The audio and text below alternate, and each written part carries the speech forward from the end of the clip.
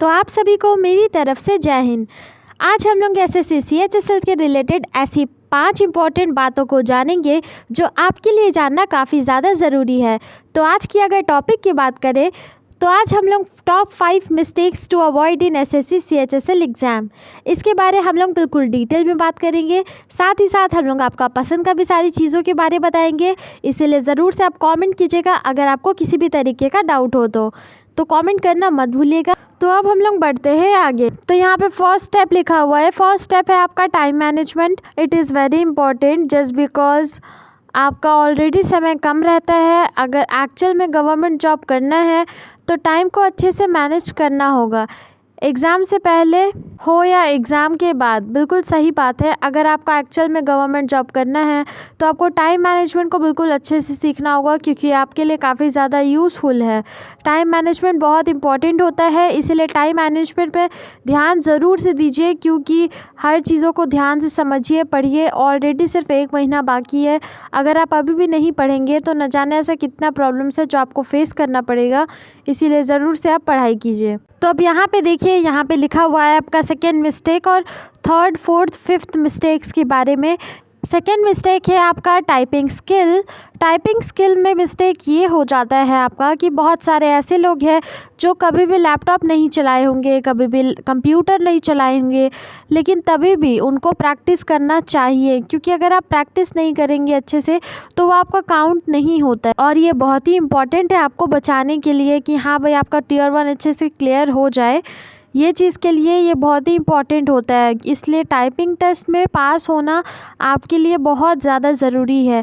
देखिए, ऐसा बहुत सारा ऐप आजकल अवेलेबल हो गया है जो कि आप फ़ोन में इंस्टॉल करके आराम से उसमें से सीख सकते हैं। तो इसीलिए आप ज़रूर से वही कीजिए। अगर मान लीजिए आपके घर में लैपटॉप नहीं है, कंप्यूटर जैसा कोई भी ऐसा चीज़ नहीं है, तो आप फ़ोन में ही आराम से सीख सकते हैं। लेकिन एक बार ट्राई तो कीजिए। एटलीस्ट आपको बस इतना पता चल जाएगा ना कि हाँ कौन सा जैसे लेटर है वो किस तरफ है। अगर सपोज़ मान लीजिए आप जैसे टेस्ट देने के लिए बैठेंगे वैसे ही आपके सामने कीबोर्ड रहेगा, तो ऑफकोर्स आपको इतना तो पता चल जाएगा ना कि जैसे ए किधर है, डी किधर है, ये सब चीज़ का आपको आइडियाज़ हो जाएगा। तो इसीलिए वैसे ही कीजिए। बात रहा आपका कि कौन सा लैंग्वेज में आपका टाइपिंग टेस्ट होगा, तो हिंदी और इंग्लिश दोनों में ही आपका टाइपिंग टेस्ट होगा। तो इसीलिए घबराने जैसा कोई बात नहीं है। बस आप थोड़ा सा इंतज़ार कीजिए और जितना हो सके उतना काम कीजिए खुद के ऊपर। जितना ज़्यादा आप करेंगे उतना ही आपके लिए बेनिफिट है। थर्ड देखिए, थर्ड लिखा हुआ है नेगेटिव मार्किंग। अब नेगेटिव मार्किंग क्या है? नेगेटिव मार्किंग है कि जैसे कि आप क्वेश्चन का आंसर दे रहे हैं और क्वेश्चन का आंसर देते समय आप बस कुछ सोचे समझे नहीं, आप ठीक है टिक मार दिए और आगे बढ़ गए। ऐसा सोचेंगे ही, जाहिर सा बात है, कोई कोई ऐसा करते भी है। ये आपको नहीं करना है। एक बार रुकना है, देखना है, समझना है क्या सच में इसका आंसर ये होगा। अगर हाँ तो ठीक है, अगर नहीं तो कोई नहीं, थोड़ा इंतज़ार कर लेते हैं। और अगर मान लीजिए टाइम वेस्ट हो रहा है तो आप एक और चीज़ कर सकते हैं। फर्स्टली में आप एकदम फटफट से वो सब चीज़ों को टिक कर दीजिएगा जो कि आपको आता हो, ठीक है।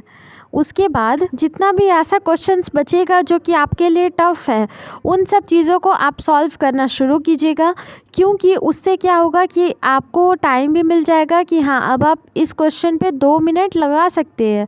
ऐसा भी हो सकता है, इसीलिए खुद के ऊपर भी काम करना ज़रूरी है। कुछ भी अगर टिक कर देंगे तो कुछ भी टिक करने से कोई फ़ायदा नहीं है। ना ही तो हम अच्छे से शांति से रह पाए और ना ही तो हम ठीक से एग्ज़ाम दे पाए, वही वाला बात हो जाएगा। इसीलिए आप ज़रूर से एकदम अच्छे से देख के, सोच के, समझ के देन उसमें टिक कीजिएगा कि हाँ ये चीज़ कंफर्म है कि ये चीज़ सही है।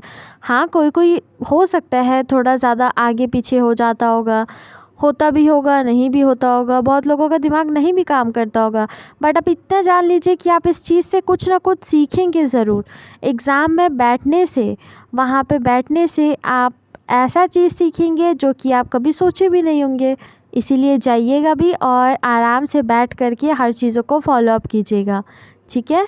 आराम से आंसर दीजिएगा, कोई कहीं जल्दी नहीं है किसी चीज़ का, बस आप आराम से आंसर दीजिएगा। अब देखिए फोर्थ है आपका ओवर थिंकिंग करना। बिल्कुल सही बात है। देखिए ये सिर्फ एसएससी सीएचएसएल का हाल नहीं है, चाहे कोई भी किसी भी एग्ज़ाम का तैयारी कर रहा हो। आई नो टेंशन होता है, हम ये नहीं कह रहे कि बिल्कुल टेंशन मत लीजिए, होता ही है। हम बोले या कोई भी बोले, लेकिन तभी भी टेंशन होगा ही, ये जेन्युइन चीज़ है। लेकिन आपको यहाँ टेंशन नहीं लेना है, क्योंकि अगर आप टेंशन लेंगे तो वो आपका जितना भी प्रॉब्लम्स है उन सब चीज़ों को सल्यूशन नहीं देंगे। इवन वो प्रॉब्लम्स की वजह से आप और भी ज़्यादा हाइपर हो जाएंगे, आप अलग अलग चीज़ सोचने लगेंगे। दैट्स वाई टेंशन तो बिल्कुल नहीं लेना चाहिए। अब देखिए, लास्ट है आपका 5th है आपका एग्ज़ाम डे। एग्ज़ाम डे का दिन जो ड्रेस होगा वो आपका कौन सा होना चाहिए, ये सबसे थोड़ा सा मेन इम्पॉर्टेंट टॉपिक है। इसीलिए यहाँ पे आपका थोड़ा सा ज़्यादा टाइम लेना चाहेंगे, क्योंकि ये एक ऐसा टॉपिक है जो आपके लिए काफ़ी इम्पॉर्टेंट है। एक्चुअली जब भी जितने भी लोग एग्ज़ाम देने जाते हैं वो लोग कभी भी अच्छे से अपना गेटअप्स को रेडी नहीं करते हैं। देखिए, आपको ये सब चीज़ पहले से पता होना चाहिए कि आपको क्या चीज़ पहन के जाना है, क्या चीज़ पहन के नहीं जाना है, क्या चीज़ वहाँ पे अलाउ है और क्या चीज़ अलाउ नहीं है। और अगर कोई चीज़ अलाउ नहीं है तो ऐसे किस तरीके से जाए, जो खुद में भी कॉन्फिडेंस क्रिएट होना चाहिए हर चीज़ों को लेकर के। तो देखिए, सिंपली तरीके से अगर हम लोग गर्ल्स की बात करें तो आप बिल्कुल भी किसी तरीके का मेकअप मत करके जाइएगा, ये बिल्कुल उस रूल्स के अगेंस्ट है। अगर आप मेकअप करके जाते हैं या फिर अगर आपके हाथ में कुछ भी रहता है, band wand type, bracelet type, कुछ भी ऐसा, आपको कुछ भी लेने का ज़रूरत नहीं है, क्योंकि अगर आप ये सब लेंगे तो वो तो आपका वैसे भी वहाँ पे रखा जाएगा। अब वहाँ पे कोई चीज़ रखने के लिए क्यों लेना है, लाइक क्यों पहनना है।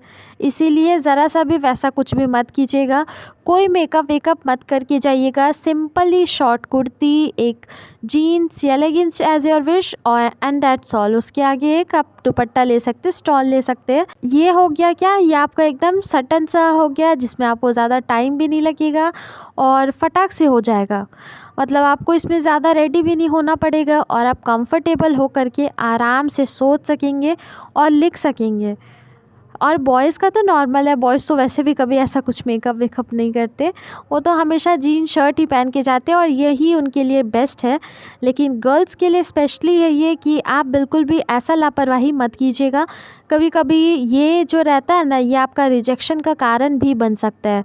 इसीलिए ज़रूर से इन सब चीज़ों पे ध्यान दीजिए, क्योंकि आप जिस पोस्ट पे बैठने जा रहे हैं आप उस पोस्ट के लायक है कि नहीं, यही चीज़ देखने का पर्पस रहता है सभी का। और कोई भी आपका बाल उल नहीं खुला होना चाहिए। अगर मान लीजिए बाल खुला है तो फिर आप उसको वहाँ जाते जाते में बन बना लीजिएगा, ठीक है।